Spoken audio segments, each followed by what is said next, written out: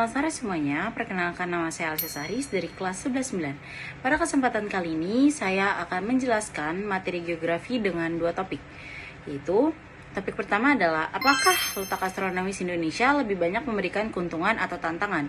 Dan yang kedua adalah apakah Indonesia benar-benar diuntungkan karena berada di persimpangan dunia? Yang pertama akan saya bahas adalah apakah letak astronomis Indonesia lebih banyak memberikan keuntungan atau tantangan? Menurut saya, letak astronomis Indonesia lebih banyak memberikan keuntungan daripada tantangan. Indonesia berada di sekitar garis khatulistiwa sehingga memiliki iklim tropis, sinar matahari sepanjang tahun, dan dua musim, yaitu musim hujan dan kemarau. Kondisi ini sangat mendukung sektor pertanian, perkebunan, serta keanekaragaman hayati yang menjadi salah satu kekayaan Indonesia. Meskipun begitu, letak astronomis juga membawa tantangan, terutama akibat perubahan iklim yang membuat cuaca semakin tidak menentu dan meningkatkan risiko bencana seperti banjir, kekeringan, serta kebakaran hutan. Namun, jika pemerintah dan masyarakat mampu beradaptasi dengan baik, keuntungan dari letak astronomis Indonesia tetap lebih besar daripada tantangannya. Selanjutnya, mengapa letak astronomis Indonesia dapat mengaruhi kehidupan masyarakat? Karena letak astronomis menentukan kondisi alam suatu negara, seperti iklim, suhu udara, curah hujan, dan pembagian waktu. Hal-hal tersebut berpengaruh langsung terhadap kehidupan masyarakat. Misalnya, petani menyesuaikan waktu tanam dengan musim. Nelayan melihat kondisi cuaca sebelum laut.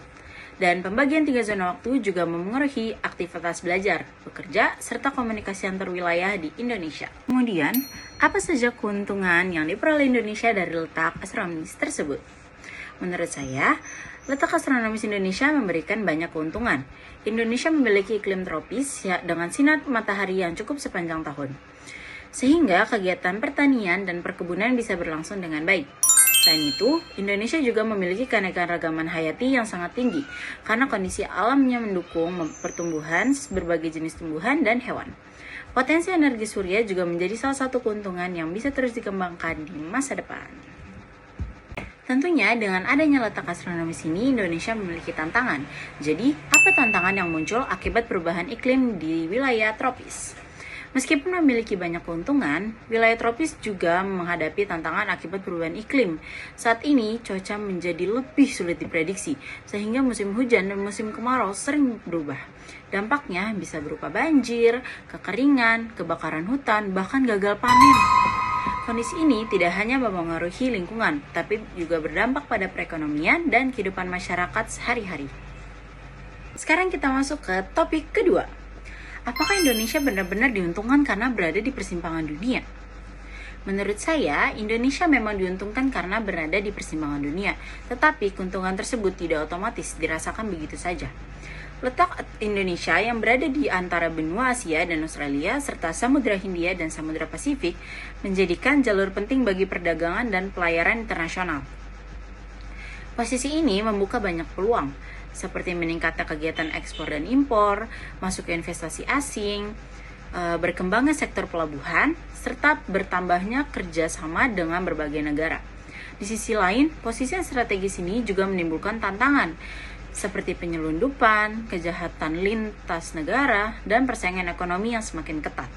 Oleh karena itu, Indonesia perlu memanfaatkan posisi strategis tersebut dengan memperkuat keamanan, meningkatkan kualitas sumber daya manusia, dan membangun infrastruktur agar manfaatnya bisa dirasakan secara maksimal. Sekarang yang berbau tentang pemerintah. Jika kalian menjadi pemerintah, kebijakan apa yang akan dibuat agar masyarakat mampu beradaptasi terhadap perubahan iklim? Jika saya menjadi pemerintah, saya akan memperkuat sistem peringatan dini bencana agar masyarakat bisa lebih siap menghadapi cuaca ekstrim. Selain itu, saya juga akan memperbanyak program penghijauan, memperbaiki sistem drainase di daerah rawan banjir, serta memberikan edukasi kepada masyarakat tentang pentingnya menjaga lingkungan. Menurut saya, adaptasi terhadap perubahan iklim tidak hanya menjadi tanggung jawab pemerintah, tetapi juga membutuhkan kesadaran dari seluruh masyarakat. Kenapa sih banyak kapal internasional yang melewati wilayah Indonesia? Jawabannya adalah karena Indonesia berada di antara benua Asia dan Australia. serta di antara Samudra Hindia dan Samudra Pasifik. Posisi ini membuat Indonesia menjadi jalur pelayaran internasional yang strategis. Banyak kapal dagang memilih melewati wilayah Indonesia karena jalurnya lebih efisien untuk menghubungkan berbagai negara dalam kegiatan perdagangan. Jadi, apa keuntungan ekonomi dari posisi geografis Indonesia? Posisi geografis Indonesia memberikan banyak peluang bagi perekonomian. Aktivitas perdagangan menjadi lebih ramai sehingga pelabuhan, transportasi laut, dan industri logistik ikut berkembang.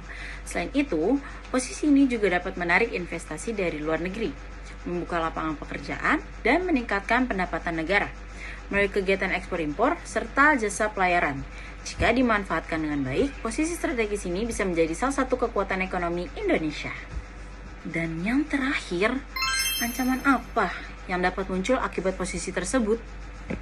Di balik berbagai keuntungan tersebut, ada juga beberapa tantangan yang perlu dihadapi. Posisi Indonesia yang strategis dapat dimanfaatkan untuk kegiatan ilegal, seperti penyelundupan barang, pencurian sumber daya laut, dan kejahatan lintas negara. Selain itu, masuknya budaya asing juga bisa memengaruhi budaya lokal, jika masyarakat tidak mampu menyaring pengaruh tersebut dengan bijak. Oleh karena itu, diperlukan pengawasan yang baik dan kerjasama antar pemerintah serta masyarakat agar posisi strategis Indonesia memberikan lebih banyak manfaat daripada kerugian.